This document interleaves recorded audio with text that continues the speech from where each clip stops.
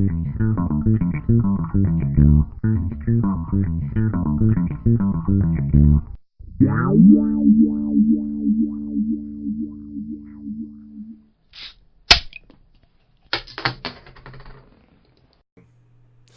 up, everybody? I'm Brian Wayne, and welcome to episode 27 of the Cheers to Comics podcast. This week, I'll be raising my glass to all of the comic books released on the 17th of April, 2019. Quick heads up, there's going to be lots of language, spoilers, so make sure you're cool with all that, get all the kiddos put away, and let's talk some comics right after you grab yourself a beverage. Let's talk about what we're drinking. Mason, you made the decision this week. Big decision. It's what carries the podcast. With the High Hops Brewery? Well, yeah. I mean, I wanted to get something local, and they had a wheat beer for you and a dark beer for me, and I thought, what's the harm in getting two different beers if they're from the same brewery? There is no harm. There's no harm at all, Mason. I applaud you for your efforts. You did a fine job. I went with the blueberry wheat. It's totally what I'm into. Like, I like a small hint of fruit in my wheat beer. It's getting to be nice and springy out, so wheat beers are more in season or getting closer. I dig it, and based off your first reaction, you were like, when you first tried your beer. Oh yeah. I would say that you didn't really like it a whole lot. What, mine? No, I'm kidding. Clearly enjoyed it. So yeah, no, High Hops Brewery here out of Colorado. What town was it? What town? Windsor. Windsor. Yeah. So. Fucking A. Cheers. Not sponsored by, but it just we decided to pick it to be the fuel for the fire. Let's get on with the news, man. Couple of small things to talk about. Some may consider small, some may consider huge. Tom King. We all know how I have feelings about Tom King. Don't know what those feelings are yet. They're still growing. So Tom King, as we all know, he's done some pretty fucking amazing things, especially with his 12-issue maxi series. Like he did the Vision for Marvel. I've yet to read it, but I hear fantastic things. And then he went on with DC and he did Mr. Miracle. You can catch a whole podcast that is done on that. So yeah, good stuff. Won an Eisner Award. Mr. Odds. Blah blah blah. Good stuff. You already know. So he's got another one coming. We don't know anything about it other than he's really excited and he says it's next level stuff. So I don't know what next level Tom King is because I don't know what Tom King is. What is Tom King? So Cue X-Files music. Yeah. Yeah. Minus copyright laws. So just picture it in your head. Don't picture it. Sound it. How does that work? Carrying on. Next piece of news. So I every time I talk about Mr. Miracle, my producer Mason always has something to compare to when it comes to Miracle Man. Well, Miracle Man is actually in the news and relevant again. So, how do you feel about Neil Gaiman saying that he would very, very, very, very much like Marvel to finish their take on Miracle Man? Well, that's a good question, but I don't remember where it exactly left off. But you would enjoy it coming to a proper conclusion, right? I would, but at the same time, but it was Alan Moore's project. Gotcha. I do have... I think I'm actually missing 2 issues from the Marvel and Neil Gaiman run. I have issues 1 through 12, and I am still missing issues 13 and 14. Well, so, as you and I have found out, it's actually a very convoluted history when it comes to that comic. Like, I thought it was convoluted just because of the Alan Moore part of it, but as you and I have found out... Todd McFarlane gets thrown in? Yeah, Todd McFarlane kind of got thrown in with that story. It's mine! No, it's not. No. Neil Gaiman and Eclipse had a thing going on, and we found out that what actually happened was...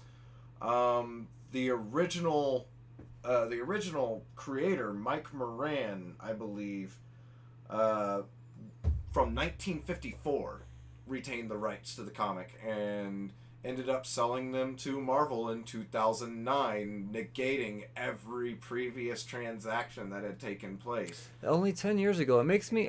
man, God. 10 years ago, that's it.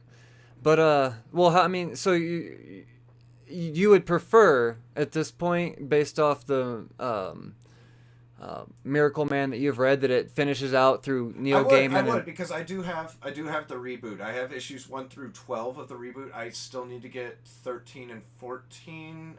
It may even go past that, but originally when I was buying the set of the what would be, I think, 2014 re-release, it was up to 14 issues. Right on. Well, Neil Gaiman could still clearly write comics, and I actually got so I would be super, super stoked to have something that you have such an interest in and have been trying to get me pulled into for so long to become relevant, because the more relevant it is, the more likely it is I'm going to talk about it. So like, I do want you to at least, read like some of the originals from the Warrior versions. You'll be able to find that online. Yeah. When Alan Moore was originally writing it, it went quite a ways after the original writer stopped writing. It existed for quite a bit of time. Gotcha. Well, shit, man, that's I know. I as excited as I was about it, I couldn't imagine how excited you were. You could have been once I brought this story on you. I don't. Maybe it's not technically a thing that's happening yet, but like I think Neil Gaiman could snap his fingers and make it happen, because he's still very relevant in comics. Like I read a Neil Gaiman book this week that I'll talk about slightly later on. In the meantime, let's talk about all of the stuff that I read last week. The stuff that came out on the 17th of April. There was an abundance. It was a heavy week, but it brought so much joy. So much joy. I'm gonna reload. There we go. I made a mess. Fucking Batman. Remember how I feel about Batman, guys? Batman 69. Tom King, Yannick Paquette, and Nathan Fabian. So I think I'm pretty sure the Nightmares thing is coming to an end. Or I think this is part 6 of 6. So we're going to continue on from here. This issue didn't upset me nearly as much as 68 did, but it's still in the same realm of what the fuckness. We get more Selina Kyle and Bruce Wayne teasing, and so it starts out with Bruce Wayne approaches Selina Kyle, and she's like, dance with me, and she's like, well, I think you should ask. And he's like, will you dance with me? And she's like, yes. So they dance, and there's a song playing, and then we cut to bald-ass Bane beating the fuck out of Thomas Wayne. Yeah, that's a thing. But Thomas Wayne, they're actually not necessarily beating the fuck out of each other. If anything, Thomas Wayne is beating the fuck out of Bane. They're sparring. And then it gets to a point where a line's crossed, and Thomas Wayne's like, but I'm actually Batman. You didn't break Batman. I'm actually Batman. So that's going on, seemingly in the real world. And the only thing I have to go by on that is something I'll touch on a little bit later, is Tom King finally fucking tweeted what the hell Nightmares is all about. But let me get through this first, and I'll touch more on that. So he answered he must have listened to the podcast, because I asked him to tweet about it, and he did. So Batman's dancing with Selina, but in all different settings. We get they're all in different costumes throughout their history. So this is obviously clearly a dream sequence. I believe the only thing I think we're missing is the Hush costumes, which I think are the best Batman and Catwoman costumes. I finally got to read Hush lately.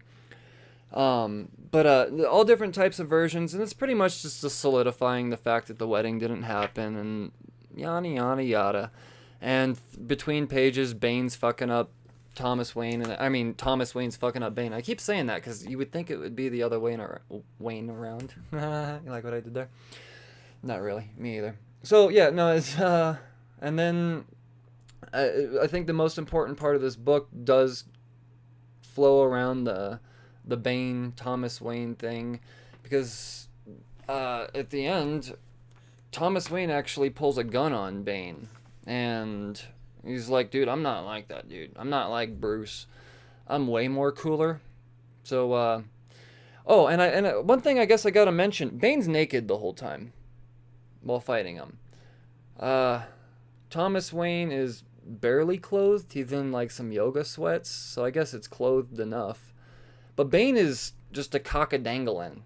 Cock-a-doodle-dangling. And Thomas Wayne has no problem with it. God, it's another nightmare story. So, on to the tweet. Tom King was like, check it out. This is what this book's about. Bane wants to make Batman sadder. So he makes him dream sad dreams. You can only get so much in 240 characters, right? I would have used more characters because that was only like 60.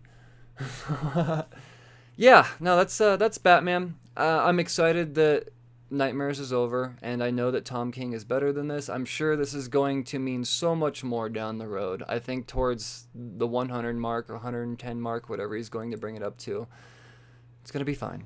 But in the meantime, we've got stuff to be excited about because it's 70. It's not going to get worse. I wouldn't say it's bad. I keep sounding like I hate it, but I'm just confused. Tom King has the ability to make me feel stupid. And that's like my ultimate weakness. It's like bullets. Carrying on. More in the Bat family. Nightwing 59. Dan Jurgens, Chris Mooneyham, and Nick Flaherty. Covered by Chris Mooneyham and Nick Flaherty. Fucking sweet cover. This one focuses around a specific member of the Bat family, Malcolm Hutch. His, or not Bat family, Nightwing team that has been newly a thing. It's pretty much ensuring that Rick Grayson doesn't have to be Nightwing as much, but when shit's really going down, he'll jump in and kind of guide the team, if you will. Most of this team consists of different branches of law enforcement. This particular issue is focusing on the youngest deputy fire chief in Bloodhaven history, Mike Hutch. And he's sparring with Rick, and as they're sparring, they get the signal. There's somebody's targeting law enforcement buildings, police, shit like that. There's this huge inferno. They go in and realize the flame isn't necessarily something that somebody set, but it's actually, it has character in itself, and based just off the cover, it says, beware of the fiery hand of Burnback. I don't know if Burnback's a new character or not. I don't see any hype floating around first appearance or anything like that, but Burnback is the guy in this book. There's not a whole lot of action going on. It's mostly a character building thing. We're getting to know the character Hutch, and yeah. So I have this theory about Nightwing. I truly don't believe that Rick Grayson is going to be a thing for much longer. I think this Nightwing team isn't going to be a thing for much longer. That might be a first appearance. Yeah? Well... Burnside? Burnback, I mean? This is Nightwing number 59. 59. Previews World catalog is saying Burnback is a new villain. Oh, for cool. Issue 60. Oh, so we got a cameo appearance. All right, thank you, Mason. This is all right. So check it out. Issue 59 is a slight key. We got a cameo appearance of a brand new villain in Bloodhaven, and I have a feeling that it may be Malcolm Hutch's arch nemesis on account of fire. And fire, you fight firefighters with fire, right? Right. So I have this theory about the Nightwing team and what's going to happen with this book. I think that I don't think this team is going to last much longer. I have a feeling that a tragedy is going to occur, a harsh tragedy. We're going to get to know all of these new Nightwing characters individually. The last issue, we got the brother and sister. We obviously know Sapienza, the guy that kind of formed all this together, found the costumes. Now we know Malcolm Hutch. There's only a couple more characters to get to know. I have a feeling that through the next couple issues, we're going to get to know these characters, and then one of them going to die. And that's going to be enough for Rick to be like, nope, I got this shit. It's all coming together. Slowly, Barbara Gordon's coming into play. Yeah. And in the meantime, throughout all of this, we get some fuckery with other detective forces and all of that. That's really not the important part of the story. Fact is, that's my theory what's going on with Nightwing. Carrying on, the last DC book, case you guys haven't noticed, the DC titles have gotten slimmer lately, and I think that's as promised by DC. They said they were going to cut down their books, and I've noticed it significantly. My wallet thanks them. My brain's a little sad because I like their books, but it is what it is. Quality over quantity, right? Legion of Doom. Justice League. I did that on purpose. Number 22. James Tynion IV and Francis Manpool. So before I jump into this, I want to say what I expected out of this book and what I got. I expected this giant reveal imp fight between Mr. Mxyzptlk and Lex Luthor's secret fifth dimension caught mysterious imp. We get a reveal. We don't get a fight. And the reveal magnitude is so mind-boggling, it almost makes up for the fact that we don't get that fight. The majority of this book circles around the origin of Perpetua forming everything and her finally waking up. She's realizing in her slumber that what's going on in the sixth dimension, what the new Justice League is doing, new future Justice League is doing, it's slowly creating the ability for her to become alive again. And James Tynion's Scott Snyder type of thinking. So the first page, boom, you get giant Mr. Mxyzptlk. He's trying to unthink the Earth itself. And then we get the Legion of Doom showing up, and Lex Luthor opens up his box. And I turn the page, and I don't know how I feel about this. I don't know if I love it a whole fucking bunch, or I thought it was just a super reach. The imp is called Batmite. And it is a tiny version, I wouldn't say tiny, a dwarfish version of Batman, who is, in fact, Batman's #1 fan. Released, let me add him, scene change back to Perpetua. And like I said, it's explaining all of her sons and her children and her purposes. And so just to give you a quick rundown, I'm going to give you their names, what their purpose is, but I don't really need to give you the rest of the story because it's going to kind of speak for itself. Her 3 sons are Alpheus, and the 3 omni-universes that she formed, one is going to be based off of dark matter, one's going to be based off of positive matter, and one's going to be based off of antimatter. Use your brains. Alpheus is the god of dark matter, and he is called the World Forger. He is in charge of populating the omniverses, or if you were to put a quick label on it, birth, if you will. Then we got Mar-Novu. He is in charge of positive matter. He is the monitor of the omniverses. He's just watching over shit. He's there to prevent crisis. Life, if you will, the middle part. See how this is going? We got birth, life. What's next? Death. Mobius. He badass. He's antimatter, and he's the anti-monitor. He's in charge of making sure life that doesn't belong into where life doesn't belong isn't a thing. Those words didn't make sense. Yo, use your brains. I'm talking about Scott Snyder and James Tynion, so regardless, you're going to have to think just a little bit harder. But essentially, that's pretty much what this book is explaining, and then towards the end, we get, as we said in the beginning, the Legion of Doom, they're out fighting imps and shit. They're not in the Hall of Doom. Perpetua is, and she is very much awake now. Bum, bum, bum. No. Bum, bum, bum. That's how the story ends. I'm not quite sure what was the difference, but sure. There's a difference. I will say that I dug this book. Tynion has the ability to also make me feel really stupid. I think that they've been listening to the fans as far as the convoluted storytelling. Like, it's just, you don't have to be so dense. Like, I respects it quite a bit. I wish I could tell a story like that, but that's not necessarily comic book material, and I think they've kind of loosened it up a little bit. Not quite as dense. I dig it. Not what I was expecting, but the thing is because it wasn't what I was expecting, I had to make sure somebody knew that I needed way more Batmite versus Mr. Mxyzptlk. And I put it out there, and who replied himself, not necessarily replied, but acknowledged when I said, Scott Snyder, I have a lot of faith in issue number 23 of Justice League that I get some fucking imp battles. And can confirm. I would believe. So. And Snyder, we trust. That's all I got for DC. I'm going to move on to indies. And and not a disappointing week at all. Transformers number 3 from IDW. We got Brian Ruckley, and Angel Hernandez, Cache Whitman, and Joanne Lafuente. I got another. My LCS keeps giving me the variant covers on this, so I think between all 3 issues, I've got all 3 variant covers. Not mad at all. I love colorful, and I'll be damned if this cover is not colorful. Done by Anna Makolva.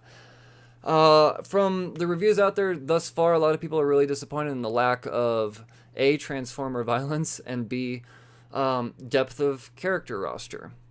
This book is an answer to all of that. It starts out with Megatron all pissed off with his little, in the last issue it ended with he was having his little conference like, fucking everything's not necessarily cool, gather around me. And he got like shot at. Violence isn't a thing here. And he was like, who the fuck did that? And that's how it ended.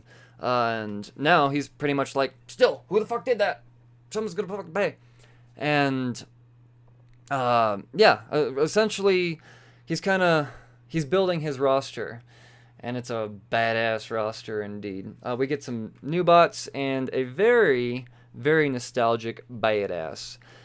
He's calling his little thing the Ascension Guard, his new team, the Ascension Guard. And characters and members of the team include Elita 1, Skytread, Retractor, and fucking Quake. And as he's announcing this on this broadcast, we get Orion and a few of his others, his whole little party. Oh, shit. You know, I can tell you right now. I like how IDW puts their names all right here. Prowl is there, Chromia, and Ironhide. That's his little council right now. And they see all this and like, what the fuck? Quake? That's a deal. And they're like, well, we gotta figure this shit out. But first, we gotta figure out why Brainstorm's dead. Robots don't die here. This is kind of a big deal. We got violence going on. We don't even necessarily worry about Megatron. And as they're trying to figure that out, we get another bot coming in and he was like, this is a big deal. And Orion's pretty much like, not the biggest though. We still gotta figure out why Brainstorm's dead. Then we cut back over to Bumblebee and Rubble. As we know, Bumblebee is Rubble's mentor, and Bumblebee in the last issue dropped him off to kind of maybe figure out if he's a construction bot, figure out what his place is. And they are, where are they right now? Wherever they are, they're kind of looking out in the, what is it? I didn't write it down. My bad, guys. But wherever they're kind of admiring the scene and Leviathan. That's what I'm trying to say. They're like, oh, that's Leviathan. Leviathan's actually a being, but it's not. It's like feeding off of the metals of the earth and everything. It's kind of like, Transformer nerds are gonna kill me, but I'm coming at this as a new Transformers reader, so spare me. I feel like it's a godlike robot. Do you know anything about Transformers, Mason? Not so much. The fact is it's doing its thing, and Bumble and Rubble are admiring it. And as they're admiring it, Wingblade swoops in, and they're like, "Oh fuck, what was that?" And Bumble's like, "Oh shit, Wingblade, you should be less scary." It's kind of how that went. And there was a humorous moment, is what I'm trying to say. And she's like, "Check it out, Bumblebee, you are needed by the Senate. Shit's going down. We need your brains. Rubble, we're gonna take you back to your home, you little youngling. We're gonna figure, just tuck you away for in the meantime. We got someone that's gonna watch over you." This is the part of the book that I admire the most, and me talking about this may get this podcast shut down the way I explain this. And I'm just gonna go ahead and say beforehand, when I mean this in the best way possible. I could not be more impressed with this. We get an introduction to a character called Giamottis. And based off the description of him, I'm going to give you the description, how they describe him real quick. Rubble, he's in his little room and he's like moving these little shapes around. And then we get here's Giamottis, and he's like, "Don't do that." And Wingblade's like, "So here's the deal. He's a little different. He doesn't operate like most of us. He sees things differently. He actually has this ability to see patterns that other robots can't."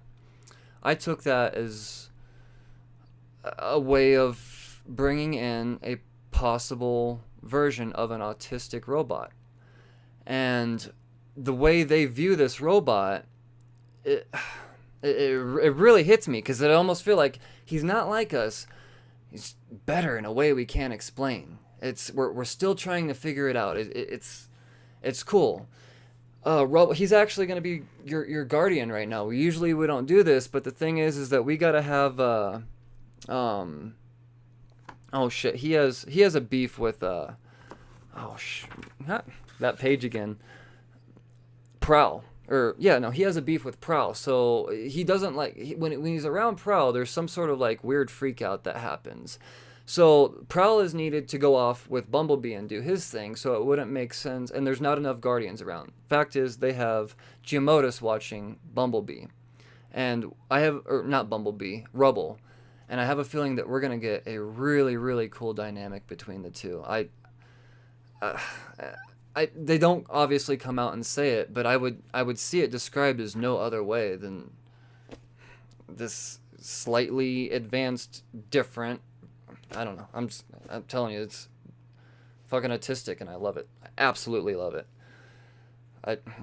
So the story carries on pretty much to where, at this point, after Wingblade explains this is your watcher, you see Orion walking out in this weird area, and he's seeking advice, and he comes across Codexa, and he's like, Codexa, I need to talk to you. Something gone wrong, and he's all like buried in wires in the mountain and stuff, and that's it. That's the story. Still no action, but I like all of the characters they brought in. They brought in new characters. They brought in Quake. They brought in a version of a robot. I mean, it's a robot. There's not. I don't know what to say. I truly love what they did in this book, and I am fully subscribed. I hope other people jump on Transformers. It's kind of a big deal that's a thing. Moving along to Image Comics at this point, we've got Oliver, number 3. Loving this book.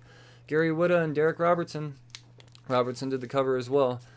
So, we get, not a whole lot. This is actually a really fast read. It's mostly visual. We get Oliver still seeming to have aged slightly. He's obviously aging advanced. And I kind of picture like a Footloose dance fighting moment, only he's running through the rainy streets of London going, why didn't mommy love me? And meanwhile, the governments, they got cue that there is actually a half-breed, a hybrid running around. That's bad. That's not allowed.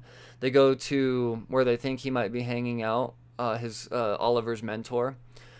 Oliver, he sees the choppers coming and is like, that's not fucking good.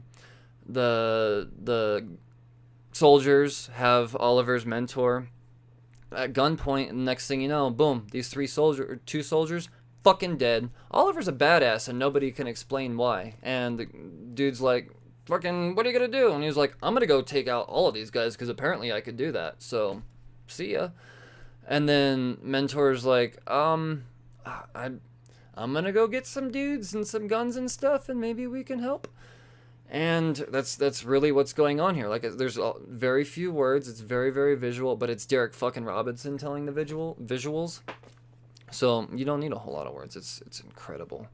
So incredible. But as Oliver's doing his thing, he's chasing all these motherfuckers down. Well, it is raining the whole time, and he is still young-minded, and he fucks up. He slips, and when he slips, he loses his grip on a wall, and at this point, he's been compromised. He's got these soldiers down on him, and they're waiting for their orders, but because they had to wait for the orders, it gave enough time for all of the other genetically modified, I forget what they call them, dudes. You know, if you've been following the story, you know what I'm talking about. They pretty much take out the team, and Oliver's like, oh, fuck, thanks, guys, and carrying on. I don't think there's anything left at that. Yeah, no, we're fucking super happy. No, well, obviously it's not over yet, but still digging Oliver. I didn't think that I would be into it at first, because Oliver Twist was never really my story. This, and it's gonna sound punny every time I say it, but it's Charles Dickens' fault for naming it Twist. This is the really coolest. This is the coolest version of a twist on an Oliver story you could really come up with. I think it's violent. And you don't expect it, but it's still got those very, like, Charles Dickens moments. And the last issue was like, please, sir, may I have some more? It was done in a much more violent way. So, yeah, no, I fucking totally dig it. Still more Image Comics. Issue 1 for this one was an impulse buy. One of the happiest impulse buys I think I ever had. Assassin Nation number 2. Kyle Starks and Erica Henderson. The Erica Henderson cover. So, at the end of the last issue, a whole bunch of motherfuckers died. Remember I talked about we had like the top 20 assassins? There's only 8 remaining. And now the search is to figure out who put this hit out on fucking Rankin. Rankin is the guy that he brought in all these assassins, the top 20 assassins, and others to potentially protect him because his boys are just fucking up. There's a hit out on him. During his first meeting, someone turns, someone shoots, no one knows who it was, and at this point, it's time to figure it out. One of the guys that was in that room is not necessarily an assassin anymore. He's a retired assassin. His name's Bishop. He actually showed up because he figured there was some insight as to who killed his husband or something like that. So that was really his thing to showing up.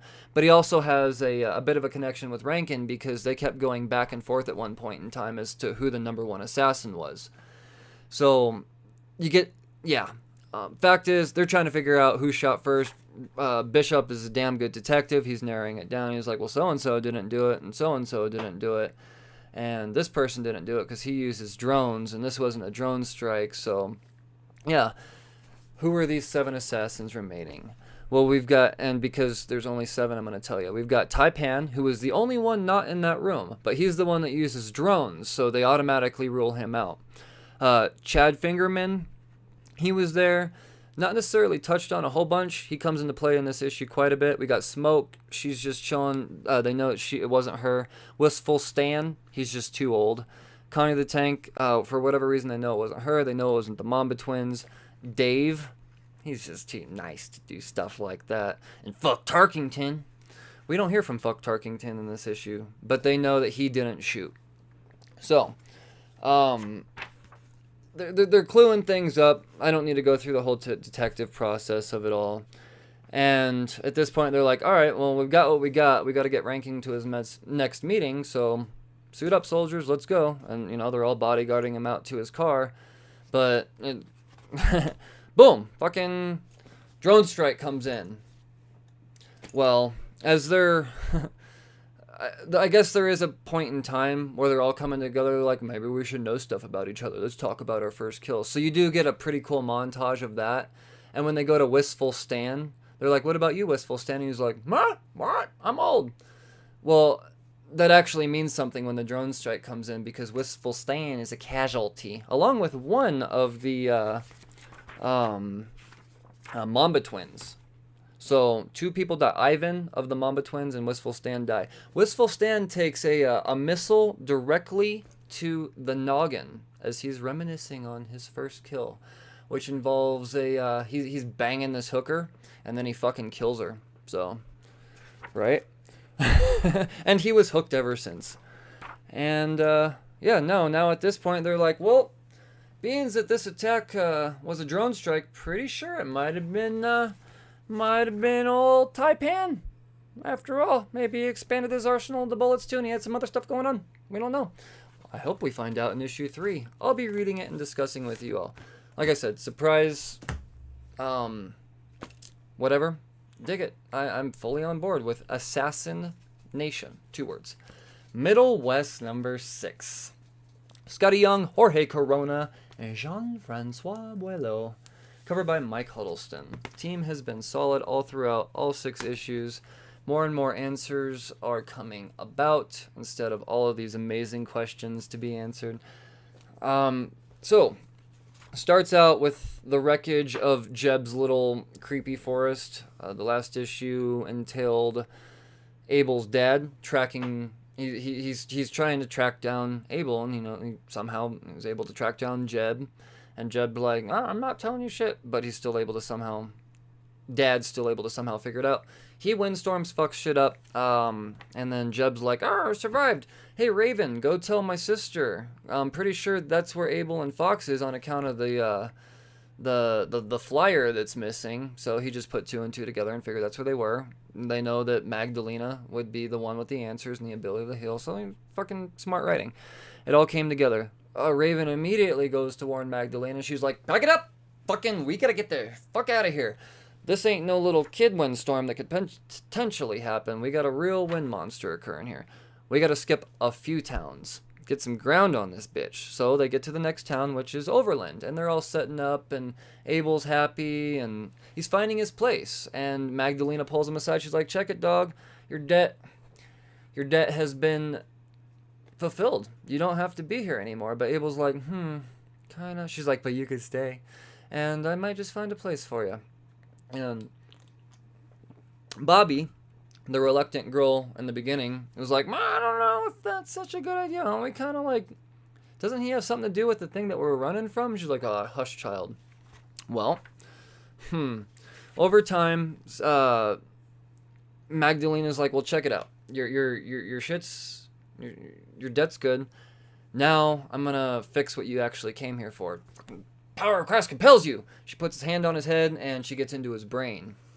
And she's trying to figure out where all of this, the core of all of the craziness is coming from. What's spawning whatever's happening to happen. And it's pretty much him showing her the relationship between his father and all of this stuff. And she's like, "I don't necessarily, he didn't hate you the whole time." And he was like, "Oh, I'm pretty sure he did." There's a whole lot, once again, Scotty Young doing his daddy issues type of thing, but still in a very interesting type of way. He could do everything in this book. It makes me laugh, all of that shit. So that actually carries on for a bit, and then she realizes that he's not, like, she's like, "Okay, we're done here," and he doesn't come back. She's like, "Wait, no, we're done here." And he's like, "No, I'm too much daddy." And she's like, "No, seriously, we're done here." He's like, "Daddy." And she's like, "All right, pack it up. We gotta get the fuck out of here." And she tells everyone. And Bobby's like, "What about Abel?" She's like, "We're peace. He's gone. He's not coming back. I don't know what's happening." And as they're packing up, Bobby looks up. She's like, "Oh fuck, it's too late."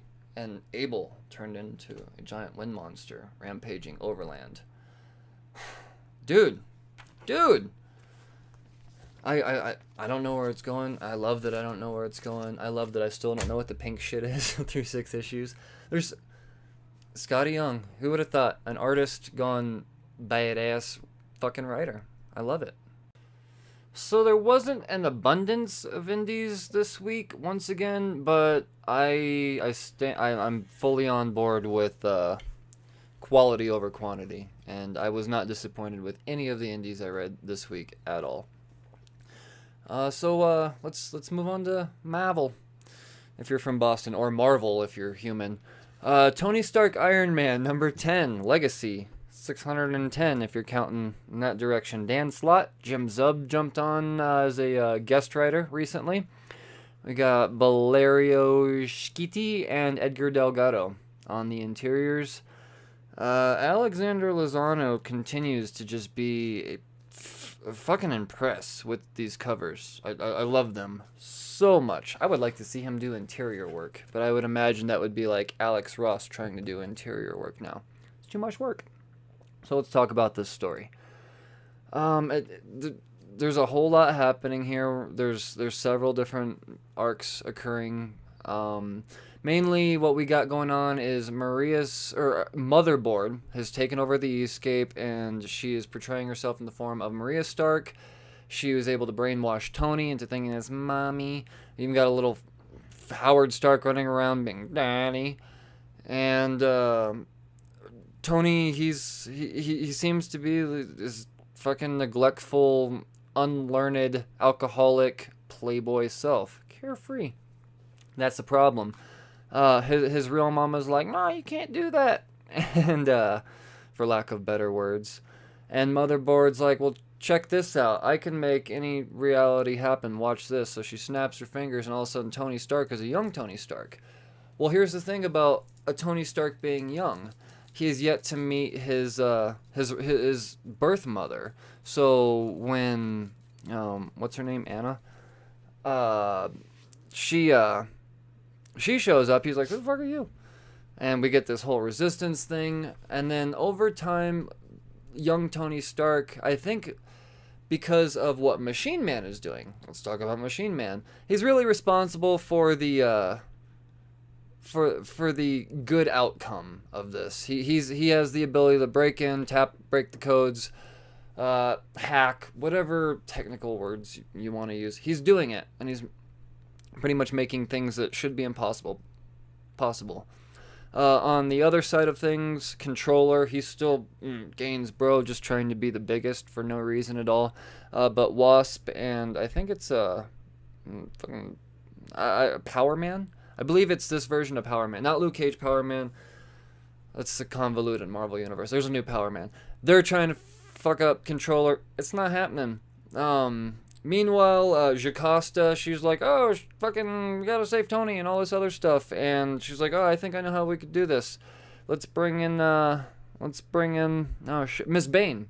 She's been talked about a lot through previous issues, and she's like, oh, yeah, no, just give me all the codes to everything, I'll fucking fix it, no problem. They're like, oh, yeah, take the codes. And she's like, oh, check it out, Arno Stark, I got all these codes, but they were smart. They didn't give us all the codes, but he's got enough codes. And Arno's like, well, fucking...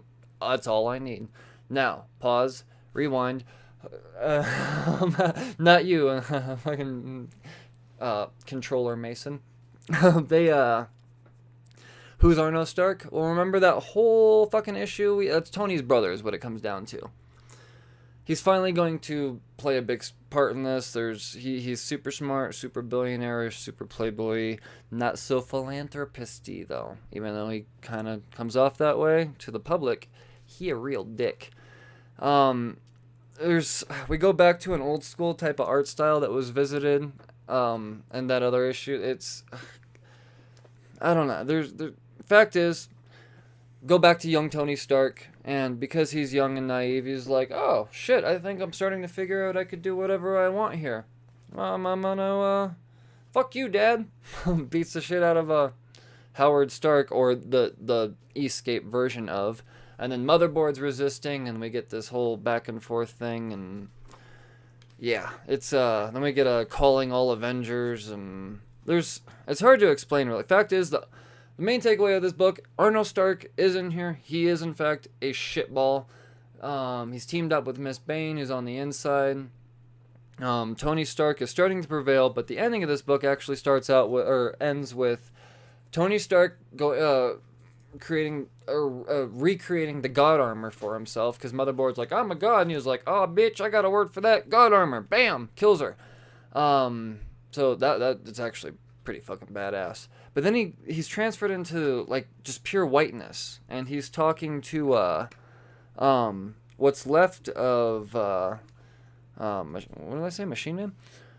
And he's trying to communicate back to Jocasta and all that. They get slight communication, then all of a sudden Tony, in the Abyss, he's like, where the fuck am I? I don't recognize any of this. And then he just, like, passes out while Jocasta's trying to communicate back to him. And, then we get this whole teaser that Tony Stark might be dead as he's floating through space. So he's not in white anymore. In his head, he's probably still hooked up to the Escape. So maybe this is the Escape's way of showing that he is in fact dead by showing the all white. We haven't seen that yet. It's still a very odd Iron Man story, but I'm okay with different. I got used to Brian Michael Bendis. I'm not sure I totally buy Dan Slott's voice for Tony Stark, but I'm okay with it. Moving along. Old Man Quill, number 4, Ethan Sachs, Ibrahim Roberson, and Andres Mosa. Totally digging this book. Still, the name of this particular title is The Cowboy Who Started the Fight. I dig it. So, last issue, Guardians of the Galaxy are all being thanked by the townspeople, like, oh, you might be the help to save us. And then Taskmaster shows up and he was like, bitch, I'm gonna put all you son of a bitches along with all of these wannabe fake superheroes. And you see a bunch of fake superheroes in like raggedy ass costumes. in this lineup. Like, so picture Gladiator, that scene when they're all getting ready to go out for the first time. Like, that's really what you're getting there in that issue too. Well, now they're actually in the arena. Who are they fighting? Fin Fang Foom, old dragon Fin Fang Foom, cause he ain't no man. And we get a whole fucking sweet montage of all of this. But here's the thing: you see all of these fake ass superheroes dying, but one of these fake ass superheroes might not be so fake ass. Spider-Woman is just owning ass, whooping that ass. And then, the Guardians, like, kind of figure their way out of there. Meanwhile, Spider-Woman's like, I'm gonna fuck up some Taskmaster, because he a bitch. And she's doing all that. Keep in mind, there's an amazing scene with Drax going after Fin Fang Foom. Very much resembling that opening scene of Volume 2 of Guardians of the Galaxy, when he was like, he's softer from the inside. Like, yeah, kind of like that, but almost better. The beautiful thing about Ethan Sachs' writing is that as I'm reading this, I can almost visualize it being animated or even live action. I could see it happening, and that it's not just Ethan Sachs' writing as much as it is Ibrahim Roberson's pencils and shit. It's just very well choice for posing and all of that. Meanwhile, Doctor Doom watches down on all this and is like, these bitches, Taskmaster ain't shit. And Drax has one of my favorite moments, where he's Quill's just kind of like, well, it's me again. Like, I don't know what to do. And Drax like picks him up by the jacket, and he was like, check it out, bitch. I know what it's like to lose a loved one. I had a wife, daughter. They were all destroyed by Thanos. So listen to me when I say to you, get the fuck over it. In the most Drax way. Only he didn't say fuck, because Marvel don't do that, but he would have said fuck. And then, so you see this, like, very apathetic moment, and then, just because Drax is very not in tune with how you emotion to people. And then you see a very, like, hands out type of panel. It's like, let me help your ass up, you crybaby, let's do this. And they carry on. The fact is, they're still trying to. They're trying to avoid the universal Church of Truth, and what they're about to do. And they got this. They're on their way to the relic that's supposed to stop the universal Church of Truth. What's the relic? No one really fucking knows yet. They just know that's the thing that's supposed to stop them. Meanwhile, Universal Church of Truth specifically sends out Pulsar to track them down. So we're going to get some Pulsar fighting. So yeah, no, I very, very much dig Old Man Quill. We're 4 issues, so we're a third of the way through. Totally dig it. Miles Morales, Spider-Man. Number 5, Legacy. 245, Saladin, Ahmed, Javier Garron, and David Curiel. This is really a Miles Morales in the city type of issue. We got he's just trying to recuperate from whatever the hell's all of the aftermath of the last few issues, tracking down all of the missing kids, tombstones, Pizzagating, and all of that shit. And you like that, Mason? And he's kind of going back and forth with what's his name, Genki. Genki's, well, he's not necessarily going back and forth. Genki's like tugging on. He's like, dog, we're having an issue with making your web fluid. The lab time in the school is becoming a lot. It's an issue, is what it comes down to. So the fact is this is pretty much a friendly neighborhood Spider-Man with Miles Morales. There's nothing too epic going on. He's like, oh, fucking gangsters. I gotta go chase down these gangsters. And he's like, oh wait, those gangsters are like super well dressed, bro. And you realize they're Tombstone's gangsters, and he's infiltrating Tombstone's hideout, and before, like, just as he's getting ready to whoop some ass, someone else comes in by the name of Starling. I believe we may have another first appearance. She looks badass, so I've never seen this character before. Maybe Mason, you can look that up. But check it out. Yeah, Starling. She handles these son of a bitches as Miles looks up like, oh shit. So, he's got a little bit of a team-up action. Like I said, I think the best way to sum this up is a friendly neighborhood Spider-Man, Miles Morales. Carrying on, more Saladin Ahmed. A title that I did not think that I would get an issue number 2 of. But, turns out, I like Saladin Ahmed's writing characters that I don't usually read. Miles Morales was not a character that appealed to me much. I really thought that it was just going to be a one and done. Very much intrigued me. Ms.Marvel has been a character that has not ever appealed to me in the slightest. Saladin Ahmed, based off of issue number 1 and the magnitude and weight of how it left off, made me think, oh shit, I might actually like Ms. Marvel. Once again, it's saying, like, even on comicbook.com, Miles Morales Spider-Man introduces brand new character to Marvel Comics. So we got a small key issue. We'll see if Starling's a thing, guys. I am wondering if Starling is a Starling, though, which is a whole nother thing. But alright. Cool. Yeah, because there apparently are Starlings in Marvel. About to say, that's why I wasn't totally sure if it was a first appearance or not. I'm like, I've heard that somewhere. Right. But, right on. So, Ms. Marvel here is, so the weight of issue 1 was pretty much like, all these aliens are coming in, and as she punches them, they like turn to goo, and she's like, damn, that was easy. And then she gets this ping, she's like, oh shit, danger at home, and she runs home, and she's like, oh good, you're alive, family, and she goes to hug them, and they turn to goo. And I remember we had this huge conversation about, like, oh, is Ms. Marvel gonna get dark, and her parents gonna be dead, and is she gonna be the one that kills them, and all this stuff? We find out in this issue. So her and Bruno are discussing all of the terribleness, the death, and all of that, and you got people coming up and be like, hey, Ms. Marvel, can I get a selfie? She's like, fuck you! Like, so she a bitch, but naturally.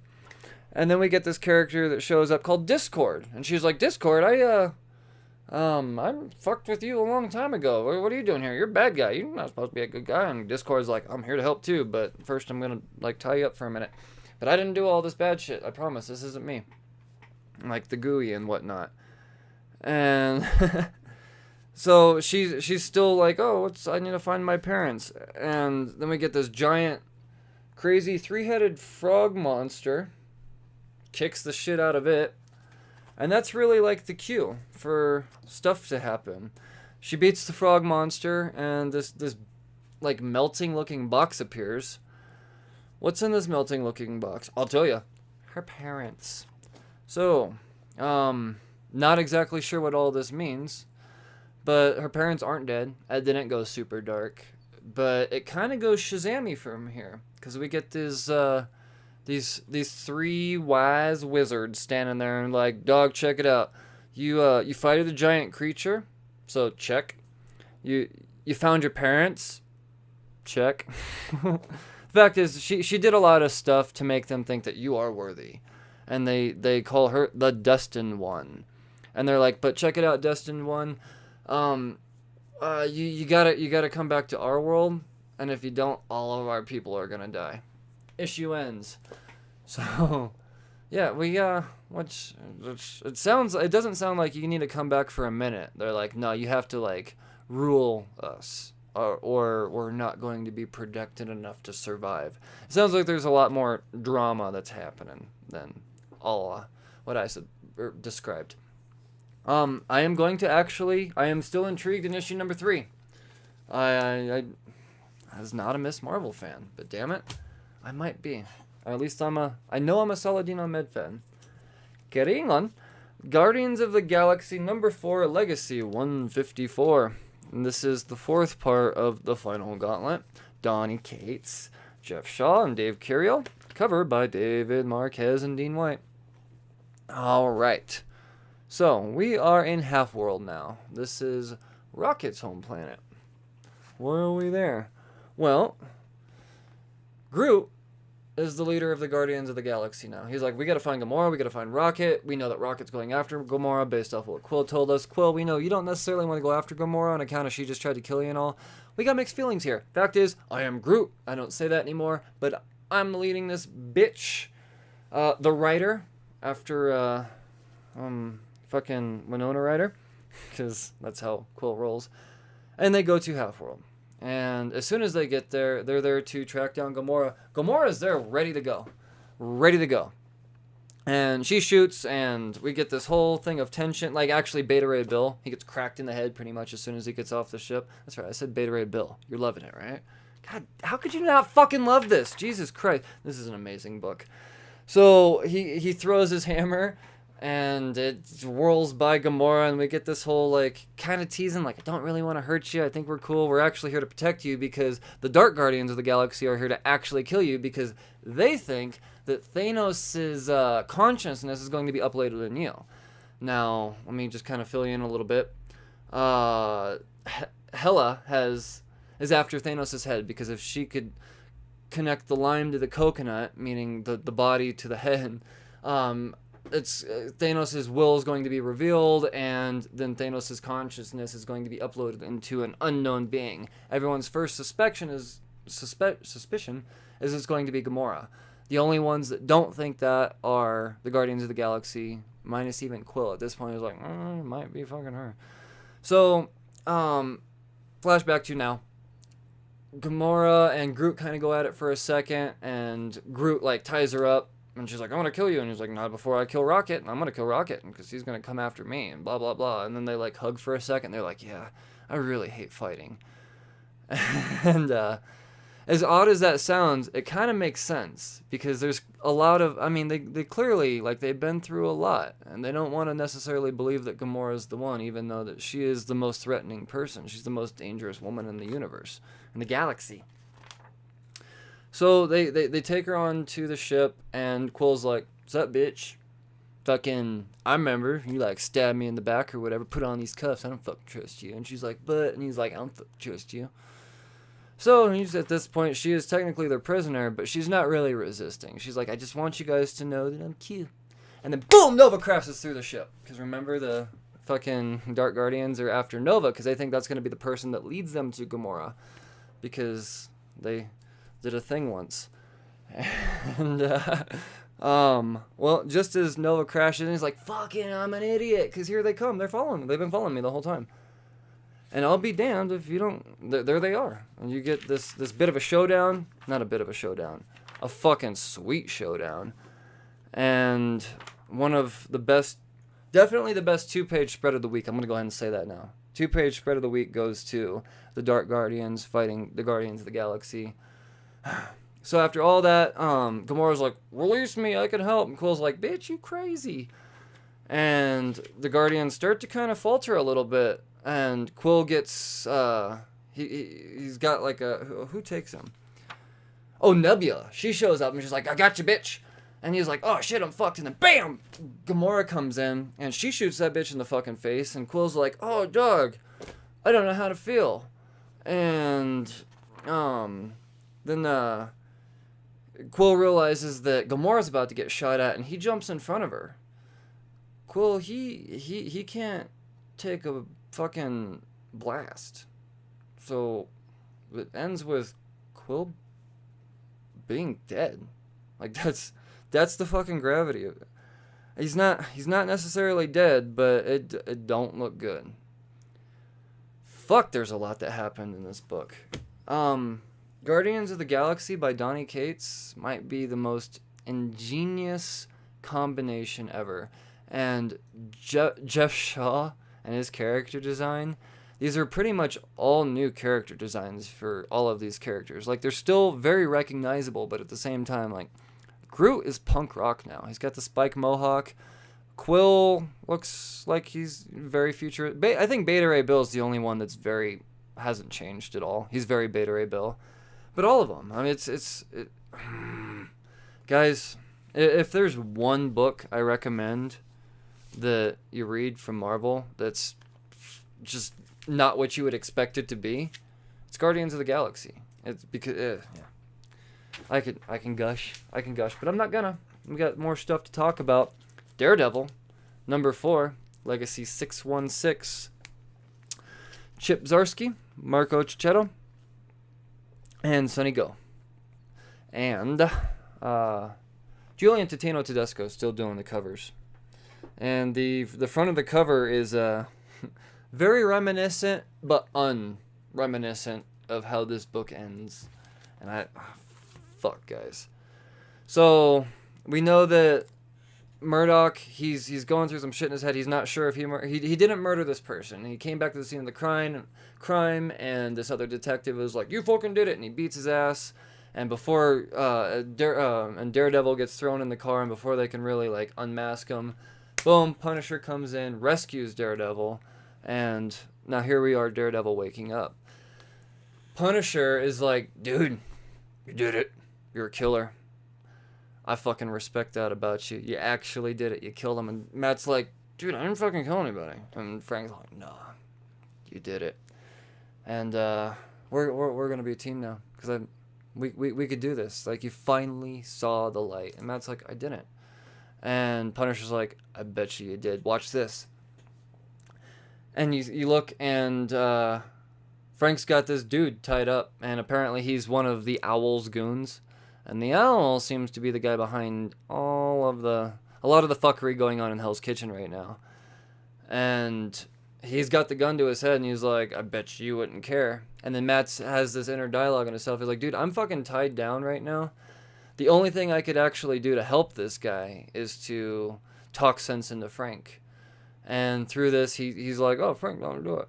And Frank's like, "Oh, okay, I won't." And he cuts him, and he lets him go, or cuts him loose, and he lets him go, and the guy's running through, and Matt's like, "Well, I don't." Okay. And then he like manages to break free. He's got something fucking going for him. And it's I don't know what it is. He does it though. And then we get this kind of fight between Matt and Punisher. More than anything, the fight's not as important as the dialogue. And Frank is still trying to convince him. He's like, "Dude, you're a fucking killer, like it or not." And Daredevil's like, "I didn't fucking do it. I didn't fucking do it." And Punisher's like, "I'm better than you." And Daredevil's like, "You know how I'm better than you? Because if I were a killer, you'd be fucking dead." And he manages to like, fucking whoopsie-doo. And he grabs the gun from Frank, and he's like, what if I used fucking guns? What if? And then we get my favorite page of the entire year, where we have this monologue. And he's like, "Do you have any idea what I could do to you?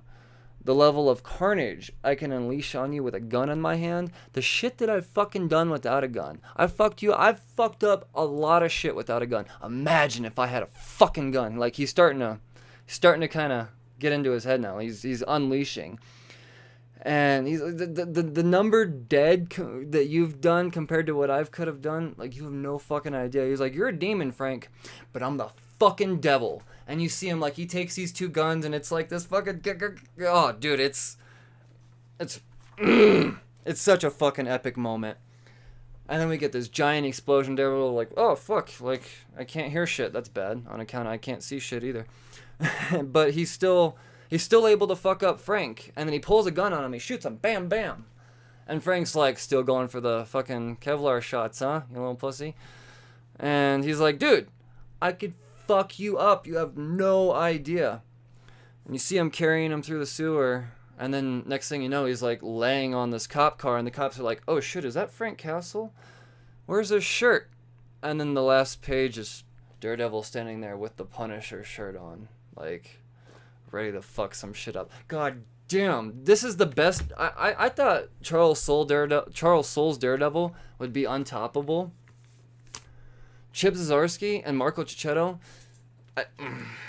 This is fucking brilliant. This is I did not think that I would get the Punisher as quickly as I did in this. Guys, if you're into violent books, the number one violent book out there, probably next to Punisher, is probably fucking Daredevil. I don't know. It's hard to rank them. Fact is, I did not see Chip Zdarsky being the guy to write Daredevil. I see him as more of like a Spider-Man type of guy. I can't praise it enough. I really can't. Recording. Carrying on. Uncanny X-Men, number 16, Legacy 635. The great Matthew Rosenberg. Salvador La Roca. And colors by Guru Effects. Now, this is there's a lot going on in this issue, but it's actually quite easy to sum up. Fact is, Cap gives Scott the okay. He's like, check it out. No other fucking issues. I'm going to let you do what you think is right for your people, because I would technically do the same thing. So I'm just going to carry on.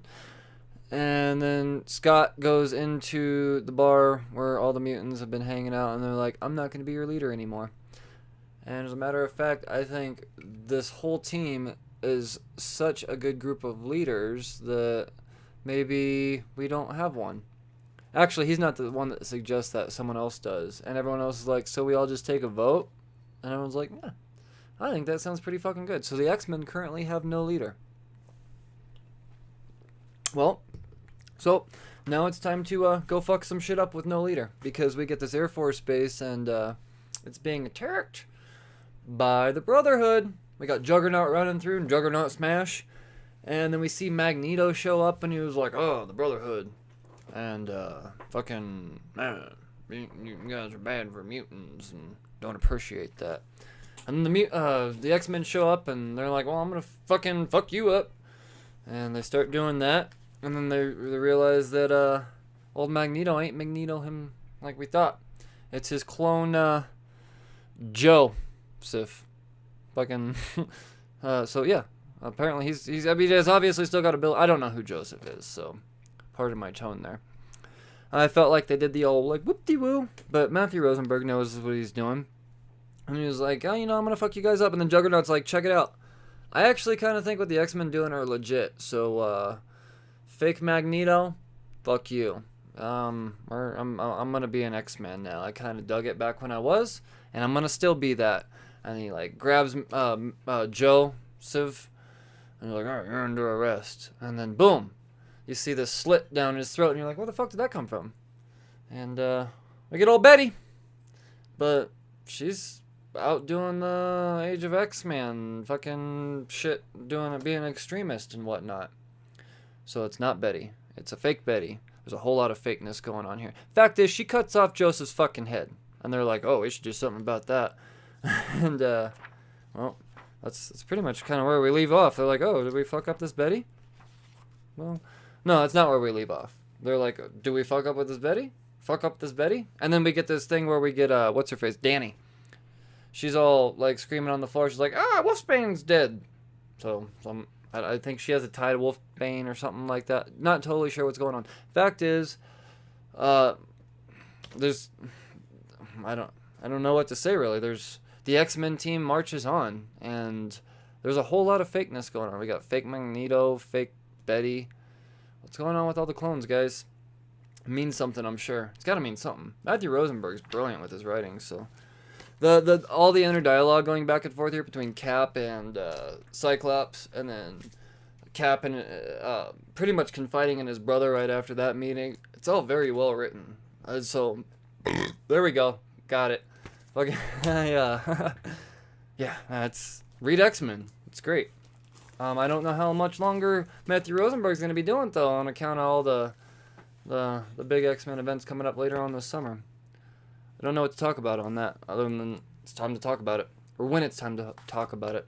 Woo-wee, beer's working. Avengers No Road Home number 10 out of 10. So this weekly 10-part series comes to an end in a very elegant fashion.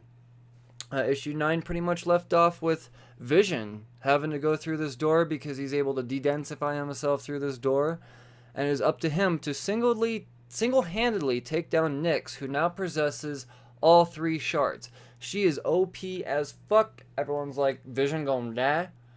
Well, it turns out Vision is also OP as fuck in this world.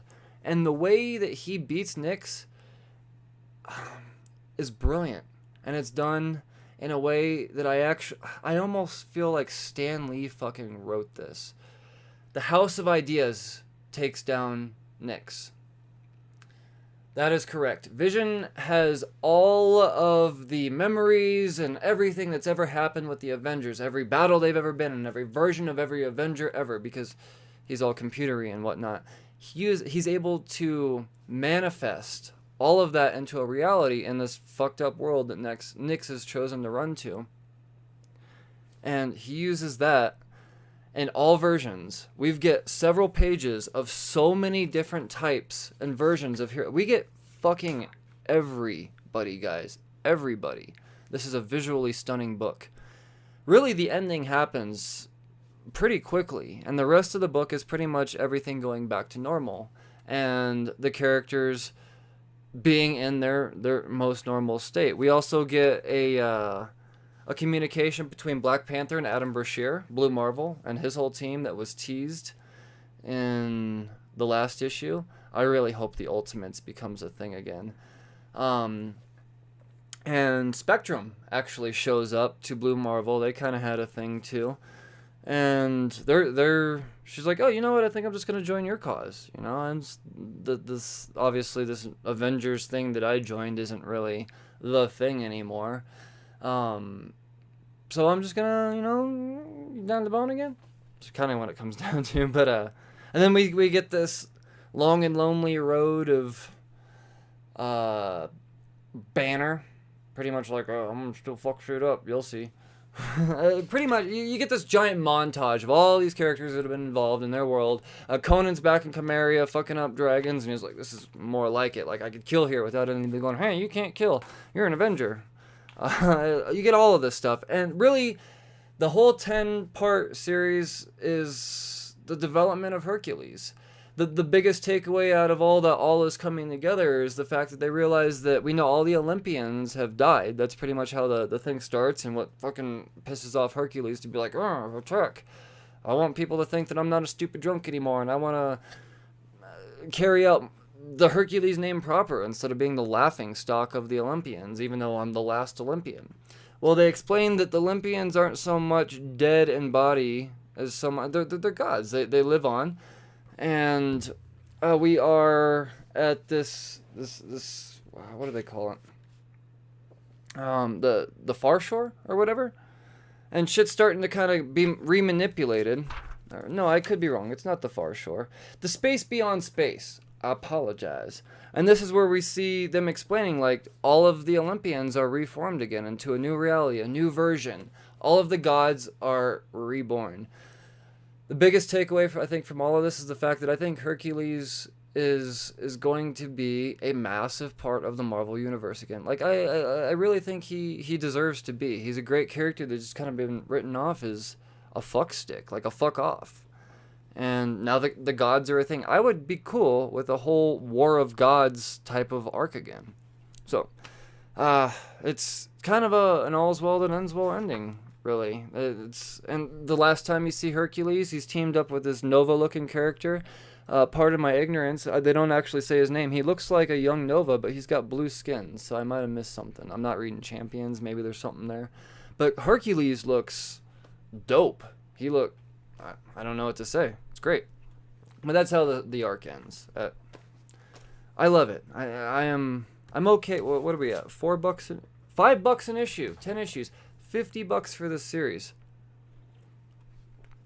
I'm not mad. I'm a completionist. I know that it was totally worth it. There's a lot of big moments that occur in this series.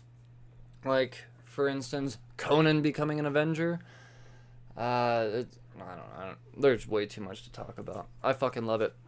Let's move on to Marvel's biggest event of the year, and as the weeks carry on, the issues and tie-ins seem to grow. We are now at 4 separate tie-ins, all relating to the War of the Realms, in this week alone. Once again, not mad. I enjoyed all of it. We start out with The Punisher, number 1. Jerry Duggan, Marcelo Ferreira, Roberto Doji, and the marvelous Rachel Rosenberg coloring. And Juan Ferreira, not to be confused with Ferreira, he did the cover, and the it's so fucking awesome. Essentially, this is Punisher during his little spout in New York. So it takes place during the events anytime in issue number 1 of War of the Realms while he's out doing his thing.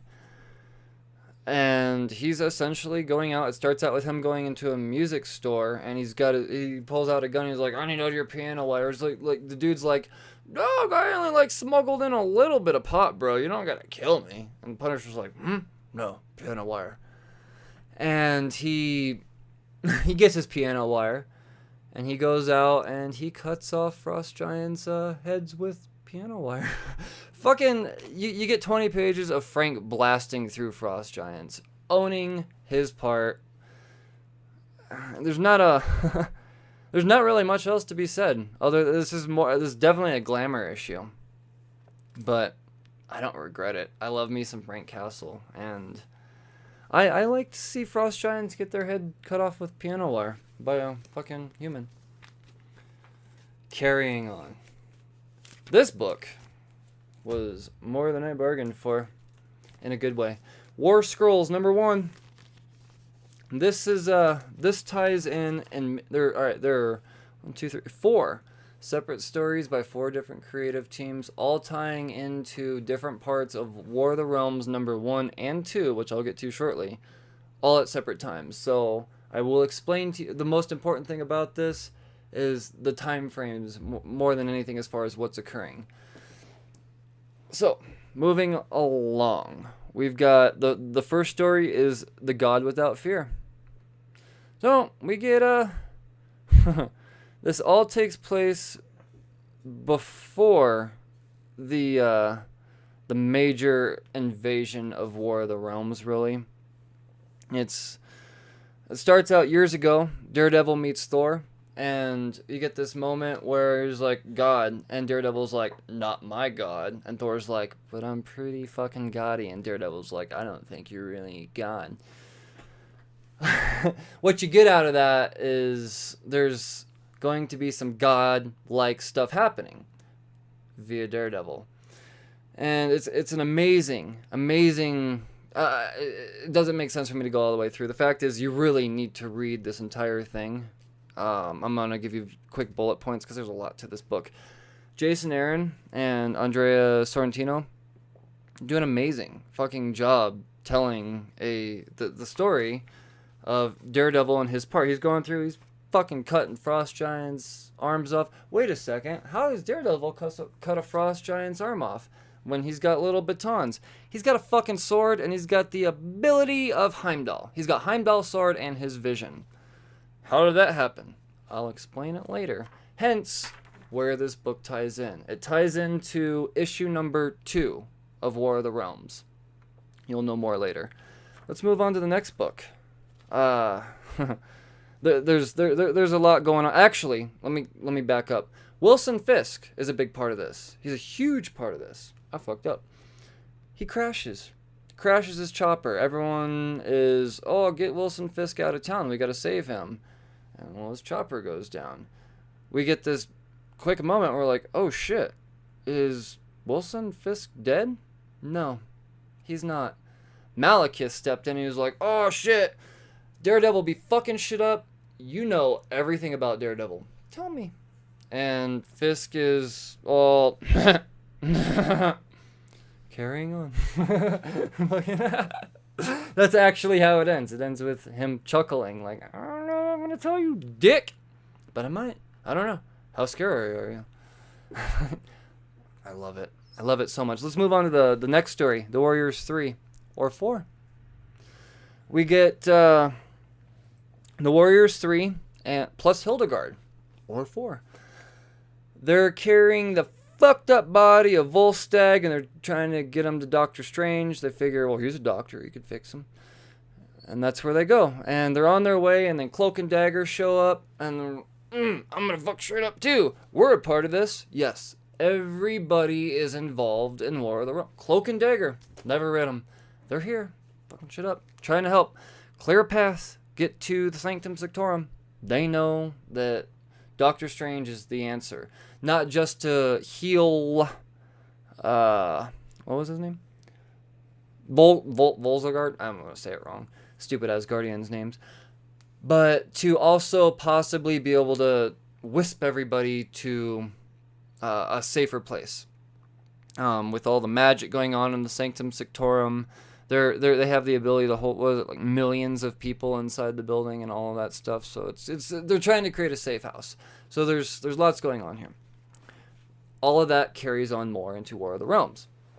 So that's that part of the story. That was all done by Josh Trujillo, Ricardo Lopez Ortiz, and Felipe Sobrero. Said it wrong, sorry. Cool art style, though. It's like very, very wispy ink work. It's awesome. I dig it. They're fucking elves up the whole time. Carrying on. Wolverine and Punisher. Nice shot. Really, this is them. This is done by Ramvi, Cafu, and Brian Reber. So that's the creative team there. Not familiar at all. I've heard Brian Reber as a colorist before. I've definitely seen his work. Dig it. This is Wolverine clearing a way for all of the through all the Dark Elves, so all of the citizens and the Warriors 4 to be able to get through to Sanctum Sanctorum. And looks like Wolverine is about to get shot, and then boom, bullet comes from the side, and Wolverine looks over and is like, "Nice shot, bub." And you see Frank there like, "Yeah, let's fuck some shit up." Really end of story. Keep in mind, these are all very short stories. That is also going to lead heavily into issue 2 of War of the Realms. It makes sense to read all of these tie-ins before you actually read issue 2 of War of the Realms, and definitely make sure you read issue 1 before you read these. So, like I said, you get a huge them all fucking shit up. And we get the last book, which is really just for laughs more than anything, and it's War of the Realms. It's Howard the Duck, and he gets this call as a detective, and he's like, "Oh, there's this dog that needs rescued." He's like Ace Venturing, I guess, or whatever, and he's got his little team, and they're like, "But there's like a war going on in New York." He's like, "Yeah, we got this." So they go out and they rescue this dog in the middle of all of this fuckery going on in New York, and it's fun. Chip Zdarsky, I'm gonna say it wrong every time. Jokis Kinos. Joe Rivera and Rico Renzi are all on the creative team there. It's a very different type of art style from the rest of all of the art varies up, but this is definitely more cartoon. This is really just for laughs. I don't think this is going to have any magnitude of what's going on in the War of the Realms. But fact is, a lot of this stuff, as insignificant as it may have seemed, with as short as it all was, it's all going to make a lot more sense in issue number 2 of War of the Realms. But first, let's talk about Thor. Thor number 12, 718, legacy numbering, Jason Aaron, Mike Del Mundo. This is not a Thor book.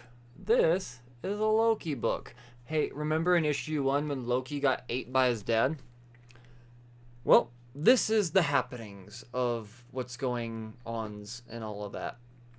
It's weird. It might be hard to understand at first, but once you get through the first half, you realize what the fuck's going on, and it's pretty fucking awesome.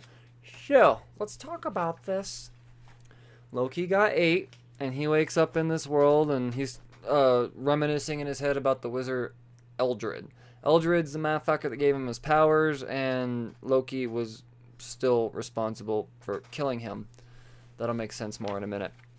He sees this sumbitch that looks a little bit like him, but a lot more Viking-ish. Well, it is a Viking version of Loki. And Viking version of Loki is explaining to modern version of Loki. He's like, "So, you are currently sliding down the throat of your father. And this is all in your head. Are you creating it? Am I creating it? Who's creating this vision?" Really, what we're getting here, when I was reading this, I was like, oh, this is kind of like Scrooge. Various versions of Loki as he's dying. The biggest part of this actually is the first encounter, his Viking self. They're walking through and they're like, "Oh, this land's fucked up because of me." And we see young Malekith. And young Malekith, like Kid Malekith, Loki is all, he's gonna fuck some shit up. And Viking Loki be like, I think I'm just gonna keep it as it is. And Loki realizes, oh fuck, if Viking Loki allows Malekith to carry on, technically Loki is responsible for the War of the Realms. And he's carrying this in his head throughout. We get through that whole sequence. There's more to it than that. You guys gotta read some of this for yourself. I can't tell you all of it. We go to another version of Loki. This version of Loki is Kid Loki. And Kid Loki is explaining... He's being very Kid Loki-ish is what it comes down to. So you gotta read some of this yourself. This is more about the fact that Loki may not necessarily be dead. He got 8, that's for sure. But in his head, because he's a god, there might be something still keeping him alive in some way, somehow. And the last version of Loki you see is, what do they call him? The Necro God. And remember when we got the version of Ego, and that we got a whole thing with Ego, and they left us on a cliffhanger. Ego was fucking ship. I think it was Asgardian. It was an Asgardians of the Galaxy, actually. I remember. That actually ties into this here, and we get Necro Loki. He just pulls the sword from Ego, and he's like, I am all that is fucked up. And regular Loki's like, but you shouldn't be like that. Like, what caused all of this? I don't remember being like this. And Necro God's like, are you dead? Are you not dead? There's a lot of questions to be had here. The fact is that we're not sure if Loki is actually dead. He's very much a part of this story. He is, I believe we can say, confirmed the catalyst for the War of the Realms based off what we get here. This is a huge issue. It may not seem like we talked about much. It's a huge issue, though. I very much enjoy Jason Aaron's storytelling. Like I said at first, it might be kind of confusing, but as you carry on, you realize just making sense. Now, let's tie all of those books together.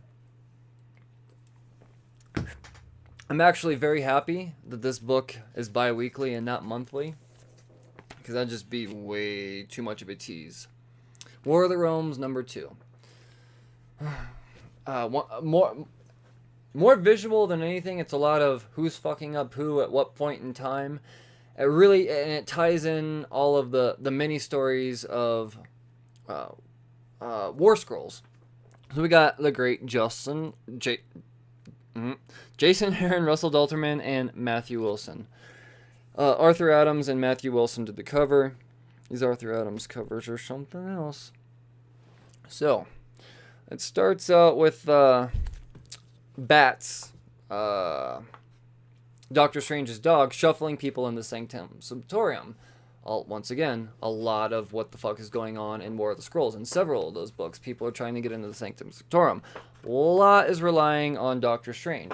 Then a van opens up and we see a whole scenario of Wolverine and Punisher fucking shit up. So, it's such a good team up. And we get this moment where we realize that I might have actually misspoke the last time I talked about War of the Realms number 1. It seemed like Thor had broken his way out and was on Midgard, ready to fuck shit up. He had broken his way out, but he wasn't technically to Midgard yet, because we realized that Captain America is trying to...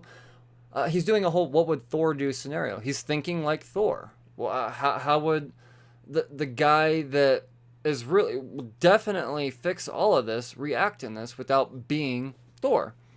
And it's actually pretty cool. They don't touch on it a whole lot. There's so many characters involved with the story. They really just like throw them on. Like Black Panther's doing this and this is going on with that. Hey, remember Roxxon? They're fucked up. They're actually in cahoots with Malekith somehow. So we've got Earthlings giving like, oh, this is how you fuck up these people. This is how you fuck up these people, to the guys fucking up everybody. Roxxon's very bad.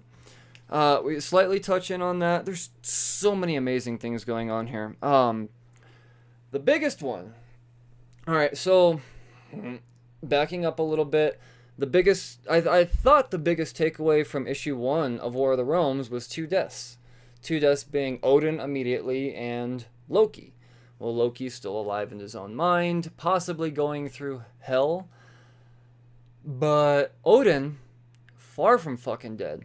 The Warhorn of Asgard sounds, and as all of the the Avengers are back in the celestial Avengers headquarters, because Doctor Strange is whatchamacallit, his spell to get everybody, we gotta go to the whatever, because Black Panther's celestial teleporter's all fucked up.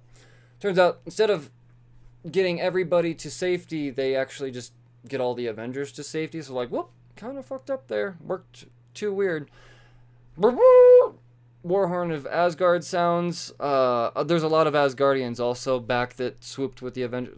The whole convolution of fucking characters. It's hard to keep up with, but it's so fun.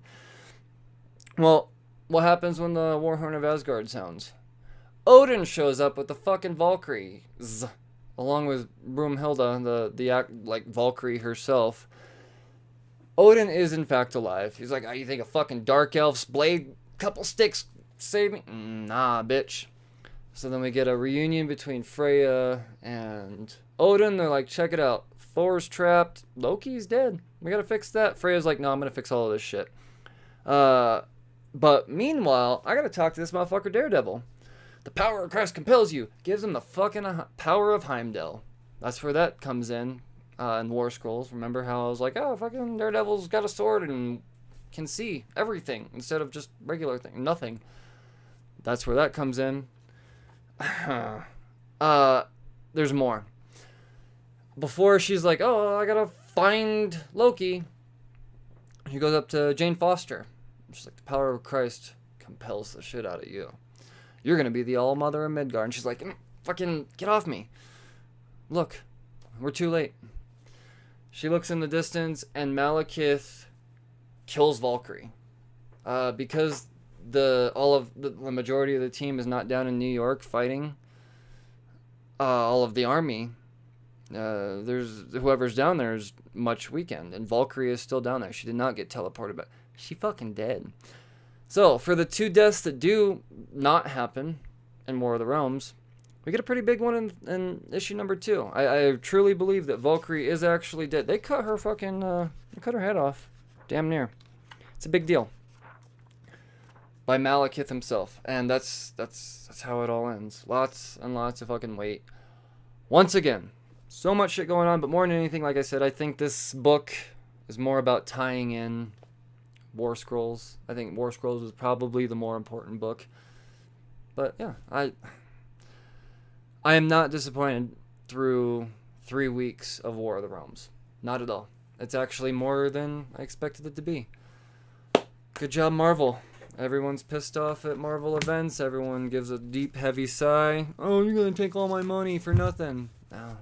It's worth every fucking penny. At this point, I want to talk about the stuff that didn't quite make the overview list, but still worth mentioning. Hence the name, Honorable Mentions. Let's start out with an Impulse book from Boom Studios, Angel Number 0. I actually picked this up out of speculation because there's potentially going to be a bigger demand than supply. I guess they only printed the same amount of issues of Angel Number 0 as they did Buffy Number 4, and I hear it's a low print run. I haven't read Angel Number 0, but I actually intend to, because somebody at a bar not too long ago was like, are you reading Buffy? And I was like, I should probably read Buffy. And he was like, no, you should definitely read Buffy. And because Buffy just rebooted and we're only 4 issues in and we got an Angel thing, I might just check it out. So I picked it up for more than just speculation, but a potential pull list. East of West, number 42. I don't know if I have time to catch up on all these 42 issues, but I hear from several sources that a lot of people would exclaim this could be a potentially possible favorite book of mine. Eventually, I'll find time to read it.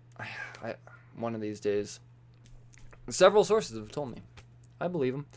Carrying on to Dark Horse. I did read this one, and it's because it's Neil Gaiman, I feel like this is a book that needs overviewed in larger segments, trades negotiations maybe. Neil Gaiman, P. Craig Russell, and Scott Hampton.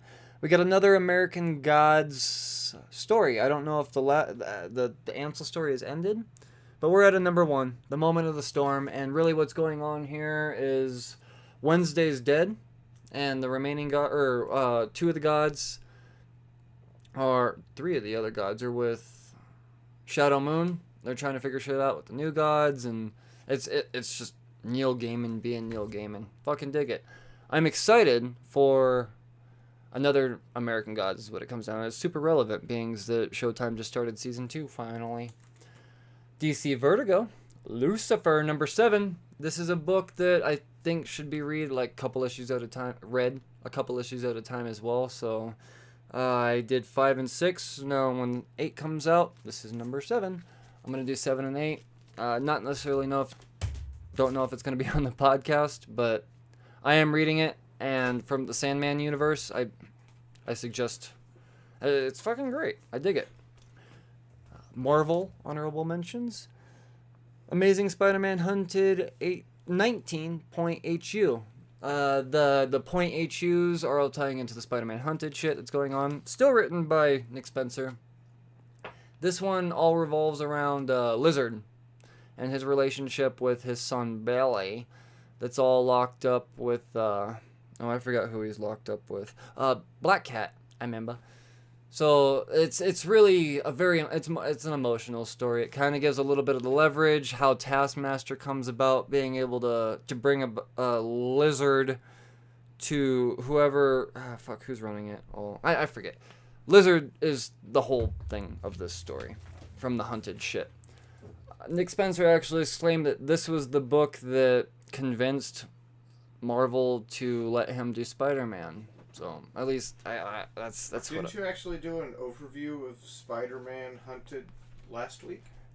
I did, yes. Spider-Man number 19, the Hunted story, but this is 19.HU. So this is Marvel's way of being like, hey, there's more money that we want from you. Oh, okay.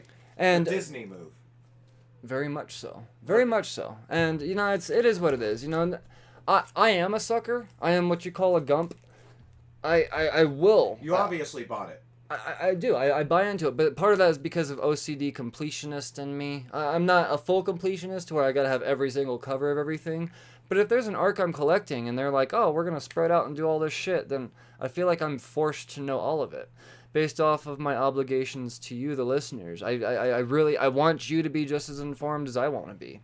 So, yeah. The Amazing Spider-Man Hunted stuff, it's good. Let's carry on, though. Wolverine Infinity Watch, number 3. Jerry Duggan and a few others. I did an overview of the first 2 issues, and it left off with the Raptors coming in and being like, oh, we want that time stone. And really, I have a feeling that Darkhawk is going to be a thing in here. I'm not the Darkhawk cultist that a lot of you other comic bookers are. Don't necessarily care. I have a feeling this book doesn't hold as much weight as it's marketed to. I'm still going to read it. It's just on a week of 30-some books on the pull list. I didn't feel it entirely necessary to portray it to you. I will read it, and if it turns out to be great, then I'll do trade negotiations. West Coast Avengers, number 10. The only reason I stopped reading this book is because my LCS is going through a transition, and they accidentally took number 8 and 9 off my list without me realizing. So I'm not all caught up. Oopsies. I think it's ending at 16, though. I think Marvel is like, all right, we've had enough West Coast Avengers. Sorry, Kelly Thompson. It's been fun. Surprisingly fun. I didn't think I'd be into it, but Gwenpool be the shit. And let's not forget Jeff the Landshark. Spider-Man Life Story number 2. This one is covering the decade of the 70s. More Chip Zdarsky this week. There's been a lot of Chip Zdarsky. Shit, that's the 3rd time I said his name. So the Spider-Man Life Story is going to go through the decades of Spider-Man as if he were to age normally. So we're in the 70s. Disco, yo. Major X number 2, Rob Liefeld. Spider-Man, City at War, number 2. I'm not playing the game, but I am going to collect all 5 issues. in hopes that I will one day find that there will be 35 hours in the day for me to find time to play a video game proper and by PS4 like I want to and play Spider-Man. Here it's good. There are 35 hours in the day when you do enough meth. There is, but where do you get meth these days? You know a guy? You know a guy. That's all I got for honorable mentions, guys. Stuff that you should, I mean, that I'm sure is worth reading. I didn't read all of it, like I said. I guess, let me not be a dick to Rob Liefeld just a little bit. The Major X thing has 2 first appearances of people that probably aren't going to mean anything. Wall books. Only one this week, but it's a good one. Francesco Mattina is drawing more shadows in the shapes of bats. Anything Mattina does is good. It's so good, man. I feel like my favorite Mattina has been the Spawn stuff. The Batman stuff is, it's kind of all the same, but at the same time, like if you were to montage it all together, exactly like I do on my wall of books, it looks pretty fucking sexy. So, yeah, Francesco Mattina doing a very disturbed looking Batman. It's a bust shot, if you will. So, with all that being said, I've talked about all the books that took all my money this week. I wish I had more time to be able to talk about more books to you guys. I want you guys to be as informed as possible. Now to the portion of the show that doesn't matter at all. My fucking opinion. The top books of the week. I'm going to start out with the visuals. Let's start with covers. Normally, one would think it would be a Francesco Mattina book, right? Nah, dog. Nope. I'm going to go ahead and say that it's going to go to Daredevil this week, just on account of the whoopsie doodle. That's not the cover that you thought it was going to be. You thought it was going to be Punisher coming up on top of Daredevil. Nah, dog. Daredevil came up on top of Punisher. I really like the fucking whoopsie doodle they did there. I want to give the fucking artist the proper credit. Let me find it in my notes. There we go. Julian Totino Tedesco. You do get my cover of the week. There are some amazing fucking covers. It was a close race, but off the top of my head, if that's what it comes to, that's what it be. The gizzards, the insides, man, they're I actually, you know what? Not necessarily for wow factor or visual sake as much as it is I appreciate you making this abundance of polygonic characters very recognizable throughout, and it's going to go to Transformers. Angel Hernandez, I'm not a Transformers reader. My biggest setback from getting into Transformers, like, all these fucking goddamn robots are going to look the same. Guys, I'm starting to feel like I might be able to point out these fucking Transformers without context because of what Angel Hernandez has drawn. It's not the most visually stunning, but it works for my brain, and because of that, I truly, truly appreciate that. So off the top of my head, first thing that comes to mind, I'm just going off the top of my head, Transformers. Story, fuck. I'm going to have to go... full 4 War of the Realms books? Alright, so I think if I picked anything out of the War of the Realms, it would almost be too obvious, because Jason Aaron did 3 of them, and he's amazing. And the Punisher, thanks to Matthew Rosenberg, is slowly becoming one of my favorite Marvel characters of all time. But Daredevil is going to get 2 credits from me this week, just because definitely one of my top 5 pages, single pages in all of comics, goes to Daredevil pretty much telling Frank fucking Castle, I'm better than you, and if I killed you would have been dead. So you're a demon, I'm the devil, is what it comes down to. That is some of the best fucking, holy fuck did he just say that. If there's one recommendation of the week, read fucking Daredevil number 4. You don't even need the context. It's all fucking there, because Chip Zdarsky knows how to fucking write a goddamn book. Guys, what an amazing week for comics. Usually when it's so heavy, when there's 30 fucking books on my list, I'm like, I bet you half of this shit's fucking just fluff. No, this is securing the fact you need to read comics. So as we all know, comics will continue to be made next week, next Wednesday. So let's talk about what the hell there is to talk about next Wednesday. Sure, we're going to start out with Valiant Comics. We got Pardon me as I scroll. We got Bloodshot Raising Spirit number 6. I am very pleased to see that this book will be carrying on further than 5 issues. I thought it was going to be a mini-series. I'm fucking loving where all this is going. It seems that Bloodshot has been compromised. Boom Studios, we got Mighty Morphin Power Rangers number 38, Marguerite Bennett and Simone de Mateo. I think that's supposed to say Mateo.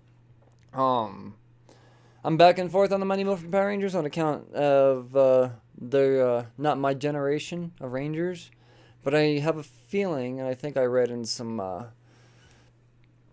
marketing that there's going to be another crossover between that and Goo Goo. So, Marvel Comics, once again another heavy week with their 1 billion titles a month. War of the Realms tie-ins aplenty. X-Men number 1, Matthew Rosenberg's writing that shit. Super fucking stoked to see how the X-Men finally play into all of the fuckery that's going on in New York. Another War of the Realms tie-in. We got Venom number 13, so it's in the Venom continuity, number 13, but fucking Donny Cates isn't writing it. Colin Bunn is, though, so that should be pretty fucking interesting. Thanos, number 1, Trini Howard and Ariel Olivetti. We know she's got some big fucking shoes to fill, speaking of Donny Cates. But I'm curious to see where a Thanos story goes on account of he's dead right now. Superior Spider-Man number 5, my favorite Spider-Man. He got boy then muscle, he bigger, he better. It's a more interesting story if you ask me. I think with Christos Gage writing it, I believe he was really the driving force behind the whole Spider-Geddon thing. He had a big part of the fucking Spider-Man game and shit. Fact is, he's a big part of the Spider-Man universe and writing and all that. So the fact that he's writing Superior Spider-Man probably means that it's a pretty good. It's a much bigger tie-in to all of. I don't know how to explain. In fact, I fucking love it. It's my favorite Spider-Man title. Words. Star Wars Dark Visions number 3, Dennis Hopeless and David Lopez. I can confirm that Dennis Hopeless deserves to take on all that is Darth Vader from here on out. I fucking love Darth Vader as an anti-hero and all these different weird scenarios. Fucking shit up, but still being Darth Vader. Digs it quite a bit. Mr. and Mrs. X number 10, Kelly Thompson and Oscar Bazaldua. I am not reading Mr. and Mrs. X. It's Rogue and Gambit. Fucking shit up. Still going. I dig it. Ironheart number 5, Eve Ewing and Luciano Vecchio. I'm going back and forth on this title. I feel like I read every other issue, because I feel like my LCS gives me every other issue. I'm fine with that, though. I'm not super tight into it, but I'm still intrigued as to where Ironheart and that new character and all that's going. Fantastic Four, number 9. Dan Slott, Aaron Cooter, Stefano Caselli, and Paco Medina. Fantastic Four has swept me off my fucking feet. I was never a fan of this team. Anything that has anything to ever do with the Fantastic Four, I was just like, oh, it's not my team. Dan Slott, I fucking love all of this, and that last issue was fucking amazing with Doom and Galactus and good shit. Doctor Strange, number 13, another Galactus story. Mark Waid, Barry Kitson, killing it. Doctor Strange, didn't dig the first 5 issues. Since then, fucking amazing. All that you could hope for with Doctor Strange. Black Widow, number 4, Jen Saska, Sylvia Saska, Flaviano. I read issue 1 and I was like, oh, this is definitely a Black Widow book. Not necessarily sure I care enough about it to add it to the missing 20% of Marvel titles I'm not subscribed to. But I would bet there's a billion other people that would dig it. So I feel it worth mentioning to y'all. Avengers number 18. This is also a War of the Realms tie-in. Probably my most anticipated tie-in for War of the Realms. You would think it would be Thor, right? I want to see what the fuck Avengers are doing. On account of Jason Aaron and Ed McGuinness. Jason Aaron's writing it. He's behind the whole goddamn thing. Avengers is my favorite team book in all of comics. And it's been, I'm super excited what it comes down to. The Hunted continues with Amazing Spider-Man. We're at number 20 now. Nick Spencer and Humberto Ramos. We're going to see who else may or may not die in the Dome of Craven. Let's move on to Image Comics. Super fucking stoked that I am caught up and reading Spawn. 296, Todd McFarlane, Jason Sean Alexander. The countdown to 300 continues. For the next 4 issues, we are getting pretty much the last 295 issues all summed up.